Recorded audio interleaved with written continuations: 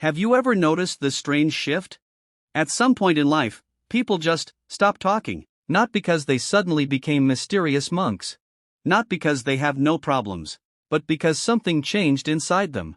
They go from oversharing every tiny inconvenience. "Bro, my tea was too sweet today," loudly crying face, to replying, "I'm fine," while their life is quietly falling apart. So today, let's talk about why people stop sharing their problems. And no, it's not because they became strong overnight. It's way more human than that. Let's start with the obvious truth. People don't stop sharing because they don't need help. They stop sharing because they learn something. Usually the hard way. At first, most of us believe talking helps. We open up, we explain, we pour our heart out. And sometimes, it feels good, for a moment, but then reality steps in. You tell someone about your problem, and they say, "Oh, that's nothing." Others have it worse. "Congrats. You didn't get comfort. You got emotional invalidation with a motivational quote on top." Or worse, they listen carefully. Then a week later, you hear your story from someone else's mouth, with extra drama added. That's when the brain quietly notes, "Okay, lesson learned." Another reason people stop sharing is repetition fatigue. Imagine telling the same problem again and again.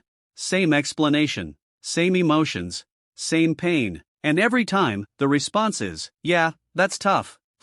Everything happens for a reason. After a while, you start thinking, what's the point? It's like pressing the elevator button 20 times. You realize pressing harder doesn't make it come faster, so people stop pressing. Then there's the biggest reason no one talks about: being misunderstood. You explain what you're feeling, but the other person hears something completely different. You say, "I'm tired." They hear, "You're lazy." You say, "I feel lonely." They hear, "You're ungrateful."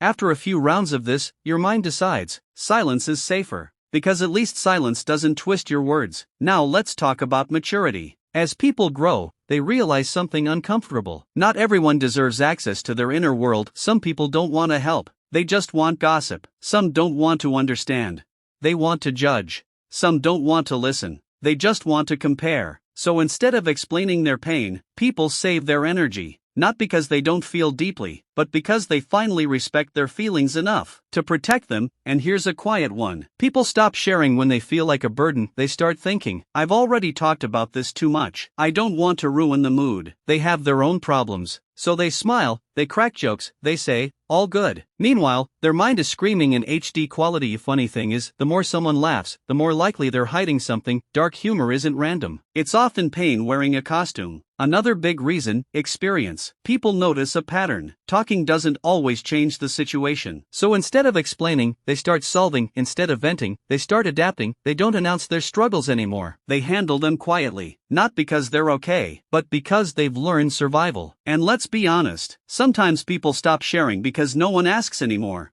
At first, people check in. "Are you okay? What's wrong?" Then life moves on. Messages slow down. Calls stop. So the person adapts. If no one's asking, I won't explain. It's not ego, it's acceptance. Here's the part most people don't realize. When someone stops sharing, it doesn't mean they don't trust anyone. It often means they trusted too much before. They shared with the wrong people, at the wrong time, in the wrong emotional state, and that taught them caution. Now, they choose silence over regret. But here's the twist: silence doesn't mean strength, and talking doesn't mean weakness. Both are coping mechanisms. Some people heal by speaking, some people heal by staying quiet. Some do both, just with very few people. So if someone you know has gone quiet, don't assume they're cold. They might just be tired of explaining their pain to people who never truly listened. And if you stopped sharing your problems, that doesn't mean something is wrong with you. It means you learned. It means you grew. It means you realized that peace is sometimes found not in being understood by everyone, but in understanding yourself. And maybe, just maybe, one day, you'll share again, not with everyone, but with someone who actually listens. Until then, your silence, it tells a story too.